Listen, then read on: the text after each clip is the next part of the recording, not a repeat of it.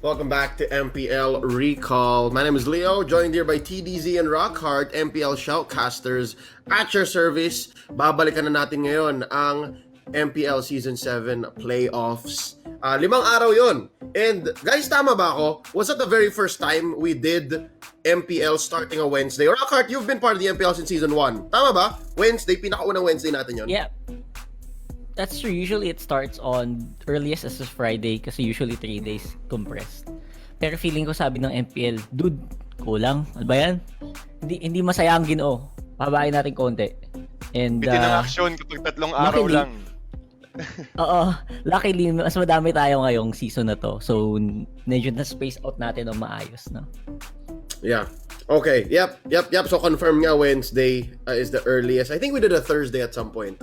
We did Thursday last season 6. Pero kahit yun, medyo mabigat. So yeah, Wednesday was perfect. All right. So with that being said, simulan na natin. Let's go ahead and take a look back at the playoffs starting with day number 1. This was a Wednesday and sinulan to ng NXP at Work Oster Force. Rockhart, walk us through day number 1. Day number 1, madaming hearts ang nag-broken. Wala ko alam Tagalog nun. Nasira, heartbroken dito. Again, Work Oster Force yung nakalaban ng NXP. Unang-una pa lang. And it was a very, very difficult fight for NXP. It was not a complete 3-0. Kung papansin nyo yung magiging trend sa playoffs natin, halos lahat ng games 3-2. Bihira yung 3-1. 3-2 is the rule. 3-1 is the exception. Tapos yung 3-0, once in a blue moon, na isang beses lang nangyari. So, it was a very hard-fought matchup, almost to the brink, ang NXP. And again, sa dulong-dulo pa lang, halatang-halata mo na Work Oster Force, iba yung, may nakain, may something eh. May something sa team na to na nangyari in the playoffs. And they really showed up against one of the most favored teams din sa buong social media natin. Diba? And from here, it was just not stopping from Omega and Aura. Ito yung game na sobrang kalkulado ito. I feel like the analysts were working overtime this playoffs for Omega and Aura, and I don't blame them. That's just how it is. And from organizations that are very solid in terms of how they play very methodical, very surgical. Dito, yung mga maliliit na differences, yung mga flame shot ni Creed na gano'n, yun yung naging difference makers dun sa mga games na tulad nito eh. So I'm super impressed by how this was played out as well. And sabi ko nga, lahat ng games sa playoffs, 5 days na nga tayo, talagang pinahaba pa nila. So I'm very happy that we saw these in the playoffs. Legit, like, di ako nagreklamo na puro 3-2. Usually sabihin ng mga caster, ba yan haba? Pero hindi, kami, we were so happy to see it. I honestly don't know which is longer, execration matches or that Omega Aura match. Hindi ko alam kung na-break nga ba yung record na yun ng pinakamahaba. Pero real quick, bago tayo mag-day 2, TDZ, ikaw pala yung caster nun ng Aura Omega. Oo. Men, kumusta yung experience nun? Kasi ako nasa English ako nun eh. And may story ako nun. Ihina ako eh. Pero ikaw, kumusta kayo dun? Men, Aura Omega, grabe. Sobrang intense ng ng laban na 'yon. Masabi natin yung galawan ng execration nung una pa lang, makikita mo na agad na ito na yung playoffs. Ito na yung playoffs style namin, yung flow, yung form. And nakita mo natin resulta, umabot sila hanggang grand finals, and with that first game against Aura, talagang na-challenge din sila eh. Kumbaga, ito yung first obstacle natin, kailangan natin itong lagpasan para makaabot tayo sa inaabot nating grand finals. And they've pinakita nila lahat ng gusto nila, mga hero picks na unorthodox, talagang hindi natin mamamalayan na pwede pala yun, na talagang ginagawa ng execration. So it's all good. We're talking about execration now, all right? That matchup was Aura Omega. Pero let's talk about execration now. Sila ang unang pakapyaw dito sa day number 2. Simulan mo na, tol. Here's day number 2. Execration Onyx. Okay, so day number 2, nakita naman natin after yung day 1 play, ito na yung sinasabi din natin na, bukod sa Omega yung sinasabi ko kanina, but execration also, gumagawa na rin sila ng kanilang mga play, gumagawa na rin sila ng mga Veil picks. Ito yung sa game 1 natin na talagang naging successful kaya nakabuelo agad yung execution against Onyx PH.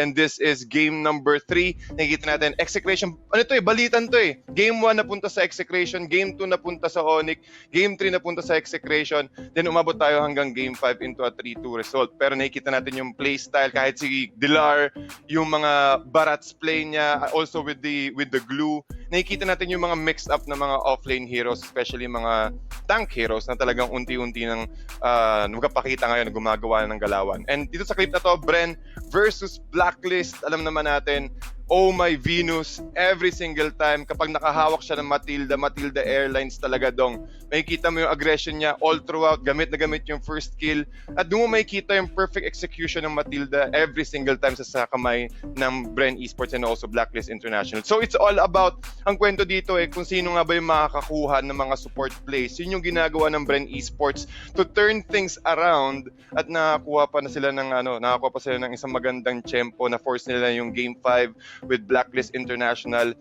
Alam naman natin, nung regular season pa lang, Bren Esports lang ang nakatalo sa Blacklist International. Pero itong time na to, nagpatunay or parang pinatunayan rather ng Blacklist International na kaya namin bawiin yon after that grueling match. Ito na yung Game 5 natin, Blacklist International going for the clutch plays. Ito yung contest, ito yung time na namatay si Flaptizi, na wala siyang big boy stacks. Sobrang liit niya nung nakuha siya ng Blacklist International from that skirmish, from that exact spot. Doon nakahanap yung Blacklist International ng way. Sinubukan nilang i-bait yung Bren Esports with the Lord play, pero at the end Blacklist pa rin ang nakakuha. Impressive. Honestly, heart of a champion talaga yung Blacklist. Yung Bren dito And now Blacklist, for sure, we know they have a title to their name, Season 7. But going into Day 3 here, Rockhart, there was very short time for Bren Esports to recover. Bren Esports, kakatalo lang nila sa Blacklist, or natalo sila ng Blacklist the night before. Tapos yung umaga, the next day, Day 3, hinarap nila ang kanilang mga students, no? Work Osterforce, that opened up day number 3. Let's talk about day number 3 here.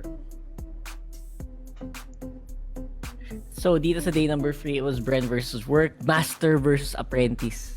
Yun talaga yung unofficial title nito. Because, they really had a lot of history together.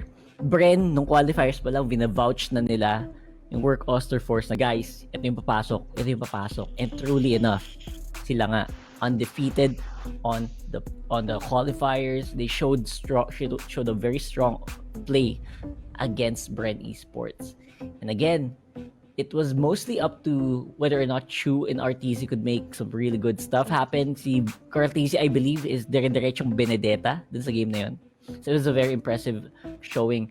And Exe versus Omega, dito na nagkagulo-gulo ang buong Pilipinas at ang buong mundo sa match-up dito. Kasi unang labas ng Bane Paramis sa playoffs. Again, Bane Paramis hindi siya rare sa TikTok at sa mga rank games, pero sa playoffs, dito nagsimula yung every game mo may Bane at Paramis na mapipick at kailangan iban mo yung mga yon or else GG. And from there, Omega, hindi naman inulit ng X yun, di ba? Omega medyo naging kontrolado na din. Nakakakuha sila ng konting control laban sa chaos na binigay ng execution. And from here, it was just a fun back and forth for Exe and Omega. And of course, spoiler alert, Exe nanalo sa matchup na ito. Just because of, it did boil down to the wire, and isa din to sa mga pinakamatagal na games. I believe. Hindi ko alam. Yeah. As in, nagmukha ng sumpa sila batters dito na, lahat ng batters games, parang nagpas 40 minutes, 30 minutes. Doon nagsimula yun And, puro game 5. Truthfully enough naman. Game 5 curse, pero at the same time, nung dulo, iba na Kahit sila Wolfmanji na yung sa dulo, ganun pa rin. So, talagang trend na talaga na in the playoffs, teams really will slow down when they need to. Hindi na yung pasok lang ng pasok lagi. It shows the growth of all of our teams in the MPL. It shows na kaya nilang kontrolin yung mga emosyon nila, kaya nilang kontrolin how they play. Hindi lang yung, okay, pasok tayo, talo tayo, di wala. They looked really like pro teams in this whole playoffs. Yeah. Here's what's interesting, no? At first, we thought it was a curse na si Butters ang meron. Or yung tropa natin sa prod, our observer, si Dap. It's not a curse for them. I believe it is a blessing. It's a buff for execration. Tawag doon, execration playoffs buff. Na papatagalin nila yung laro or gagandahan nila talaga para makalayo, and indeed they did, you know. Let's go into into day number 4. Day number 4, meron tayong upper bracket finals. Nandyan ang Aura versus Blacklist. Simulan natin to. Blacklist versus Aura. What went down? Okay, well, day 4, syempre nakikita na natin itong araw na to na unti-unti na nagkakaroon, nag-i-stable na yung mga meta picks. Nakikita natin yung mga Granger. Pero isa sa mga part na hindi natin napansin dito, yung Beatrix ng Blacklist International, double marksman setup. At talagang nahihirapan doon yung mga kalaban nila every single time. And isa sa mga napansin ko dito, Aura PH, nagkaroon sila ng problema when it comes to drafting. Naging sakit to, tingin ko, sa Aura PH. Hindi nila binaban yung mga comfort heroes ng kalaban nila. Especially the Diggy from this series, Blacklist International versus Aura. Dalawang beses napili ng Diggy yung Blacklist, which is talagang stellar performance. May kita mo dito yung kung gaano kalupit, kung bakit binaban yung Diggy 31 times when it comes to the regular season going to the playoffs. So, again, Aura Page still needs to work a lot when it comes to drafting nung series na yon. Pero itong Execration versus Bren, wow! Ito yung part na talagang si Chuck nung nag-flex. Ready na siya for this series. Dito natin nakita yung maraming beses na nakakuha ng Tyrant's Revenge dun sa may pinaka-clutch play. Ito yung gumawa ng reaction si Nomad Yung nakita yung reaction natin backstage, kung naalala niyo yun. And talagang lahat gulat. Kahit si Rob, makikita mo yung expression niya, yung gulat niya sa laro na to. Talagang hindi natin makikita, hindi natin ine-expect na yung Execration will be the one who's going to drop off Bren Esports from the playoffs. So, talagang spectacular. Ramdam ko dito yung flow, yung momentum ng Execration slowly building up. Kaya at the back of my head, nung nanonood ako nito, tingin ko talaga may tulog yung Bren Esports. And when it comes to late game, alam naman natin, Execration, sila yung binansagan natin way back seasons na 18-minute. Kapag umabot tayo ng 18-minute, para silang diesel na parang, okay, nagpainit lang kami first few minutes, tapos pag-abot ng late game, ito na kami. Diretso na ng diretso. Yep, and it seems like hindi lang siya in-game.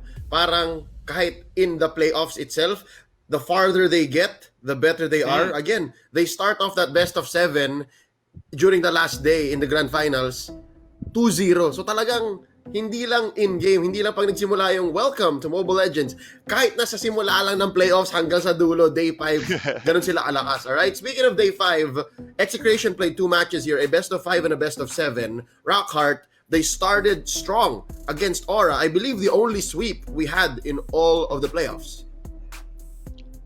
Yep.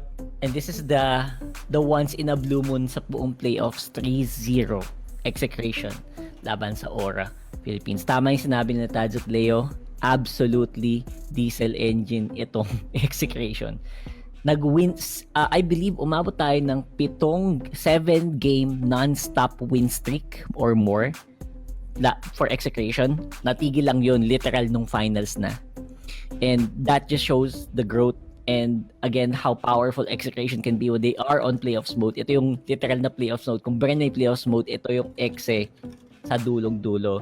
And talagang ito yung lineup na ang hirap sa akin kung ma-break up tong lineup na to ng Exe. Ang hirap kasi it'll break my heart absolutely because again, they showed power, they showed strength here. Execration versus Blacklist naman, dito na nagkakaalaman. Ito yung grand finals, mga kaibigan. Sabi din Leo, 2-0. Right? 2-0 laban sa Blacklist International. Sino nakagawa nun? Wala pa. And that is exactly the reason why it was very close. But again, kita mo naman ang Blacklist mula sa ang bawi, ito yung literal bawi ng ape. Diba? I believe this should be this is gonna go up to ito na yung match point. 3-2. Literal 1 game away ang Exe from the MPL Season 7 trophy. Pero si Eson sabi niya, tama na, ayoko na. Ilalabas ko na yung Franco ko. At even KLVJ, with the Claude, which is usually ginagamit nila pangontra laban sa Ubestrat, hindi kinaya ang pressure mula doon sa Franco. From there, diniretso nila yung momentum mula game number 6. And we are here on game number 7. Ito ang savage play ni Kelra. I was thinking, ito ba yung top play ko? Probably, di ba? Kasi tapos na dapat to eh. Oh. Ayan oh, tapos na yan eh.